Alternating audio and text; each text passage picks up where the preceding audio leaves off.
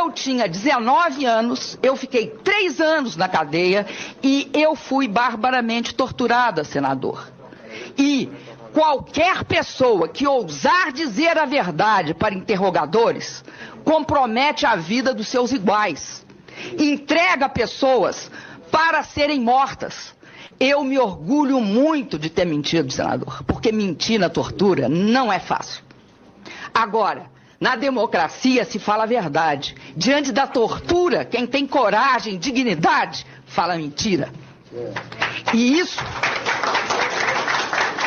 senador, faz parte, integra a minha biografia, que eu tenho imenso orgulho.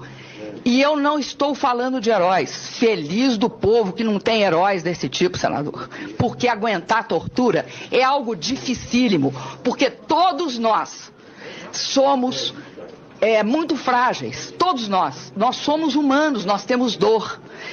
E a sedução, a tentação de falar o que ocorreu e dizer a verdade é muito grande, senador. A dor é insuportável. O senhor não imagina quanto é insuportável. Então, eu me orgulho de ter mentido.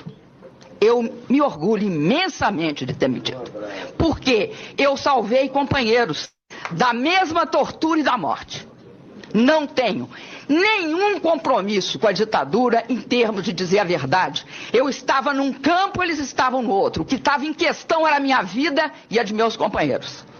E esse país, que transitou por tudo isso que transitou, que construiu a democracia, que permite que hoje eu esteja aqui, que permite que eu fale com os senhores, não tem a menor similaridade. Esse diálogo aqui é o diálogo democrático. Olha, esse ainda me comove, esse discurso da presidente Dilma, assim, histórico, né? Comove cada um, porque ela respondeu ali, né? Ao indagar sobre mentira, sobre verdade, sobre ditadura, e é isso que a gente vê hoje nesse mimimi, nesse faz de conta, nessa fantasia. Eles que sempre foram do lado dos ditadores, desses que torturaram a presidente Dilma, desses que torturaram todas as vítimas, né? Desses que mataram Vladimir Herzog lá dentro da sua cela. Estas pessoas que sempre trouxeram a ditadura e são amantes da ditadura não aguentam uma discussão. Alguém o contradizer. Alguém dizer para eles a verdade ali falando, contradizendo, e dizem que isso é tortura. Imaginem, sempre são os frouxos que defendem a tortura, porque a tortura não é com eles. Mas uma palavra errada, eles dizem que é tortura. Veja, o Cid foi torturado porque o Alexandre de Moraes falou: que patifaria! Vocês nunca foram torturados, vocês sempre estiveram do lado do carrasco, do lado do torturador. Isso é uma vergonha, esse Eduardo Bolsonaro, esse Malafaia, mentiroso, profeta do Satanás, que o tempo todo fala asneiras, incitando a massa contra todo mundo. Quando é com ele e com as coisas dele, aí ele se faz de bonzinho, é capaz de chorar lágrimas de crocodilo, mas não me convence e não convence quem assiste Critica Brasil. Porque isso não é tortura, isso é liberdade. Ele vem num jornal e diz o que quer. Ele vai em praça pública e fala o que quer. Acusa o ministro, por exemplo, Alexandre de Moraes, de criminoso. Aonde que numa ditadura militar você ia falar para um general que ele é criminoso? Aonde que você falaria que o presidente era mentiroso ou ladrão? Aonde que você falaria isso? O Nicolas Ferreira fala abertamente, todos falam abertamente, estão livres e reclamam de ditadura. O que vai contra eles é a lei. E a lei existe. E a punição, quando chega, é isso que eles não aceitam. E eles dizem que é ditadura por quê? Porque o sistema judiciário está funcionando. E se há crime contra os outros, o crime também é deles. Porque foram eles, os participantes, aqueles que estavam por trás, aqueles que estavam, na verdade, gerenciando todo o golpe. E não era qualquer golpe. Era para matar presidente, era para matar ministro, matar vice-presidente, colocar o Brasil numa guerra civil. Isso não é brincadeira, não. Isso não é brincadeira, não. O que eles queriam é incendiar o país. E vem agora com essa conversinha de que eram senhoras que estavam ali fazendo essas coisas. Ora essa, quantos advogados o Malafaia e o Bolsonaro pagaram para tal das senhoras que eles falam? Quantas cestas básicas eles enviaram para a casa delas? Nenhuma foi agraciada por nenhum desses, porque eles inventam, incutem na cabeça da população para incendiar, para usá-los como massa de manobra, e quando vem a consequência, eles são os primeiros a cair fora e fugir. Quer dizer que as pessoas podem pegar 14 anos de cadeia, 17, e o Eduardo Bolsonaro foge? E o principal culpado foge? Não, eu acho que não é por aí. A gente precisa punir todos exemplarmente, mas principalmente os que comandaram, os que seriam beneficiados com isso. Porque eu acho que tem muita bucha de canhão também nesse negócio aí. Mas o Bolsonaro, os generais, esses 33 que foram denunciados, esses aí tem que parar no xilindró, sem anistia nenhuma para eles, porque o que eles queriam para o Brasil era a volta de algo que machucou muita gente, que deixou na miséria o país e que matou muitas pessoas e desapareceu com outras. Então, pelo amor de Deus, né? Eu gostaria realmente que a população desse Brasil entendesse que muitos que são saudosos da ditadura militar porque não sofreram nela. É porque eram funcionários públicos, ou é porque era uma classe média, viviam de boa ou muito distante do centro do poder. Mas quem vivia ali, na disputa diária, sabe o que foi. Meu pai me conta, né, das agruras que sofreu. Eu nasci em 73, peguei o restinho da ditadura militar, mas eu soube o que é miséria.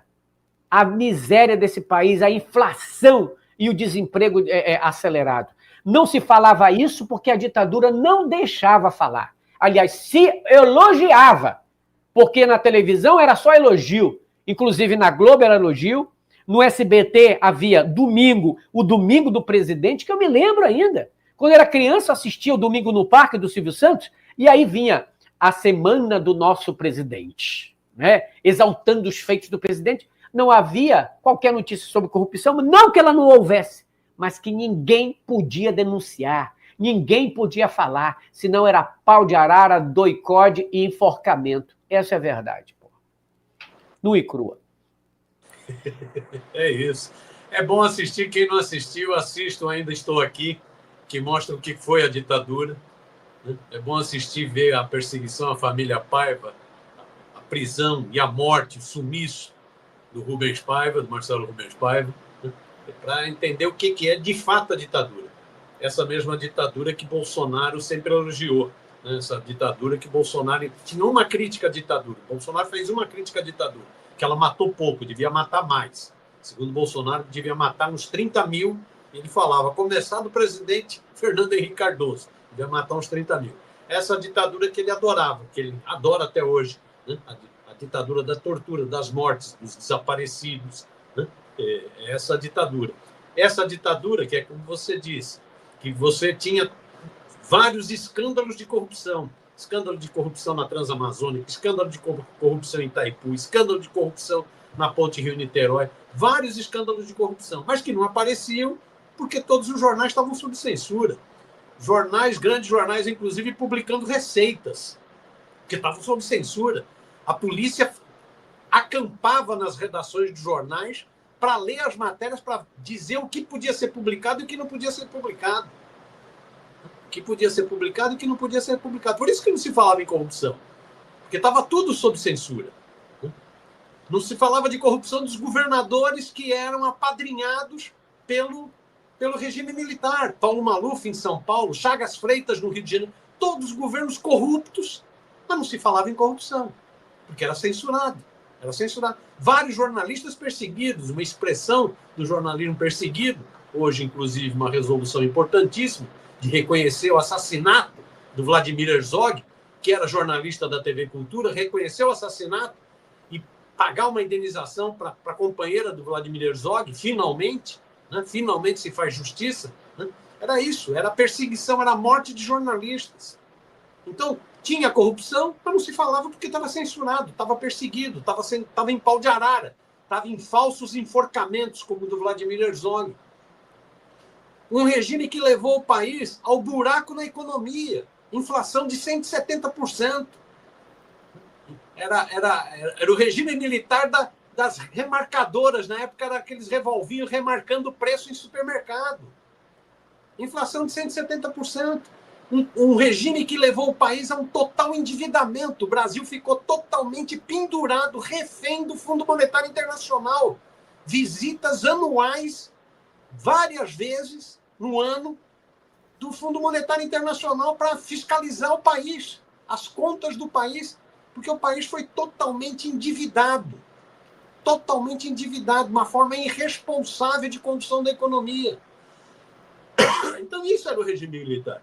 É essa ditadura que essa turma do Bananinha, do Jair Bolsonaro, do Carluxo, é essa ditadura que essa turma adora. Né? É essa ditadura que foi um desastre para a história do Brasil. A pena nessa história da ditadura é que, na luta pela democratização do país, foi importantíssima, completam-se agora, né? Teve até uma homenagem ao Sarney, ao processo de redemocratização no Brasil, né? Vice que foi do Tancredo e o Tancredo falecido. O lamentável que tem ocorrido é que, nesse processo de redemocratização do Brasil, né, se optou por uma saída conciliatória com os ditadores, se optou por uma saída conciliatória com os generais torturadores e assassinos. Diferente do que ocorreu na Argentina, no Chile e no Uruguai, onde os generais torturadores foram para a cadeia e estão na cadeia até hoje, aqui resolveu-se dar uma anistia para os torturadores também, para os assassinos também. E essa turma, então, acha que continua na impunidade. É por isso que tentou um novo golpe. Por isso que tentou um novo golpe agora. Porque sabe da impunidade, ficaram impunes no golpe de 64, na ditadura militar, acharam que podiam tentar um novo golpe agora. Você falou aqui. Estão sendo denunciados. O chefe da Orcrim, da organização criminosa, o Jair Messias Bolsonaro, mais 33. Desses 33, 25 são militares. 4 são generais. 1 é almirante. É isso.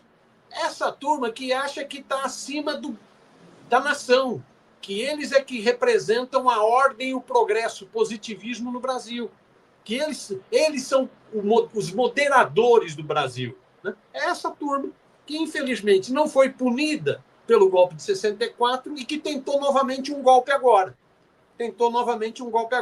Você vê, inclusive, que são filhotes da ditadura. Esse general Heleno, da Gabinete de Segurança Institucional, era assessor de militares da linha dura na época da ditadura. Era assessor do Silvio Frota, o general que era o mais linha dura da ditadura, que se contrapôs, inclusive, ao processo de redemocratização lenta, gradual e segura do general Figueiredo, do general Geisel, Foi o Frota que tentou um golpe contra o Geisel. O general Heleno era braço direito desse general de linha dura da ditadura. Né? Então, essa turma, né, que ficou impune, né, e se acha e tentou novamente dar um golpe. Nós só estamos falando aqui porque foi uma tentativa de golpe. Porque se fosse um golpe, se o golpe tivesse se concretizado, você não estaria falando, o Congresso não estaria funcionando, o Supremo não estaria funcionando, as redações, mesmo dessa mídia que faz jogo, mesmo essa mídia tradicional também não estaria funcionando, uma parte delas. Movimentos sociais não estariam funcionando no Brasil, estaria tudo fechado. É que a tentativa do golpe deu errado. Se a tentativa tivesse dado certo, estaríamos todos calados.